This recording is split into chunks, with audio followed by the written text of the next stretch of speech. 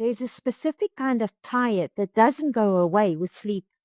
You know the one, where you wake up already exhausted, where a weekend doesn't touch it, where even the thought of doing one more thing, even something you used to enjoy, feels impossibly heavy. And when that tiredness stretches from weeks into months, when it starts affecting how you show up, how you think, how you feel about yourself, you start calling it burnout. And the first thing you do is blame yourself. You tell yourself you should have managed better, set better boundaries, said no more often, taken better care of yourself. You look at other people who seem to handle just as much, and you wonder why you're the one who couldn't keep up. And here's what I want you to hear. Burnout is not a personal failure. It's not proof that you're weak or incapable or doing life wrong. It's not a character flaw. It's not a sign that you need to be stronger or try harder or push through. Burnout is a signal, and the signal is this. The system you've been operating in, it doesn't fit anymore. This video is about why burnout isn't something you caused. It's about the invisible labor that drains you before you even realize it's happening. About the roles you've been carrying that were never supposed to be yours alone. About why rest by itself will never be enough if the structure underneath stays the same. This won't tell you to take a bath or go on vacation. It won't give you tips for managing stress, but it will help you see burnout for what it actually is. Not a verdict on your worth, but a message from a system that's been asking too much for too long. Let's start with something most people don't talk about. Burnout isn't just physical exhaustion. You can sleep 8 hours and still feel burnt out. You can have a light schedule and still feel burnt out. Because burnout doesn't come from how much you do. It comes from what kind of labor you're doing and whether that labor is seen, valued, and reciprocated. And this is where emotional labor comes in.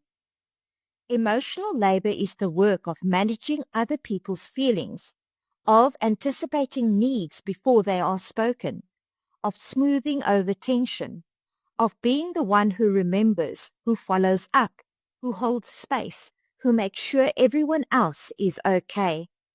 It's invisible, it's constant, and it's exhausting in a way that has nothing to do with how many hours you worked or how many tasks you completed. Because emotional labor doesn't end when you clock out. It doesn't end when you sit down. It runs in the background all the time. And if you're someone who's been doing it for years, at work, at home, in your relationships, your system is carrying a weight that no one else can see. And when you try to explain why you're tired, people don't get it. Because from the outside, it doesn't look like you're doing that much. But on the inside, you're holding everything together. And that's the first thing to understand. Burnout often has nothing to do with how much you're doing. It has everything to do with how much you're carrying that no one else is aware of. Now let's talk about identity roles. Because burnout doesn't come from what you do, it comes from who you've been expected to be. The caretaker, the fixer, the strong one, the reliable one, the one who doesn't complain, the one who can handle it. These roles get assigned early, sometimes explicitly, sometimes implicitly. And once you're in them, they're hard to leave because people start depending on you to be that person, and you start depending on that role to feel valuable. But here's the cost. Those roles don't have an off switch. If you're the caretaker, you don't get to stop caring. If you're the fixer, you don't get to leave things broken. If you're the strong one, you don't get to fall apart. And so you keep going, even when you're empty, even when you're resentful, even when every part of you is screaming to stop. And eventually, your body makes the decision for you. That's what burnout is. It's not laziness. It's not giving up. It's your system finally saying, I can't keep doing this. But because you've been in that role for so long, when you hit burnout, you don't see it as a signal. You see it as a failure. You think, I used to be able to handle this. What's wrong with me? And the answer is, nothing is wrong with you. The role was wrong. The expectation was wrong. The structure was wrong. You didn't break, the system did. Here's the third thing, and this is critical.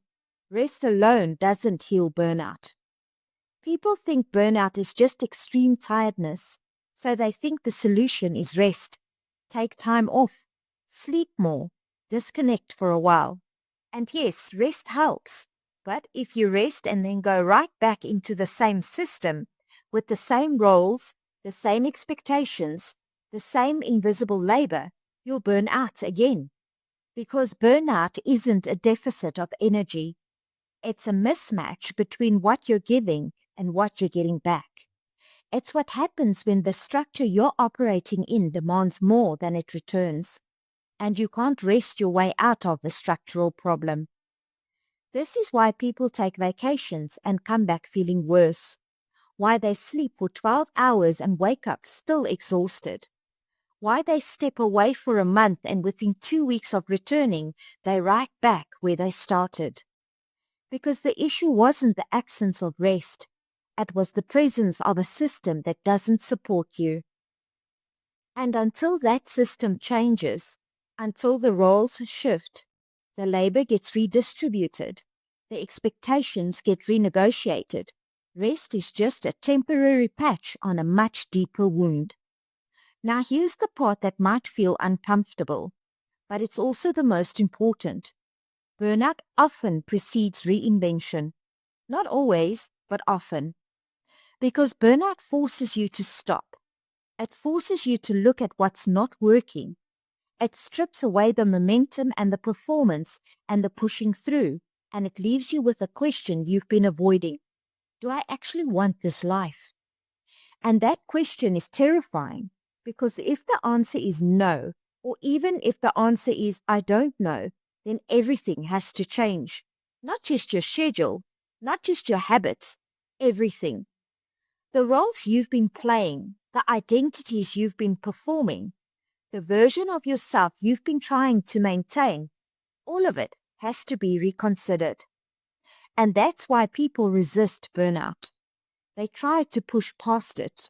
They try to recover quickly and get back to normal, because normal feels safer than the unknown. But sometimes burnout isn't something to recover from. Sometimes it's something to listen to. Because your system isn't just saying slow down, it's saying this isn't working anymore. And when you ignore that, when you try to go back to the way things were, you're just delaying the inevitable. So let's tie this together.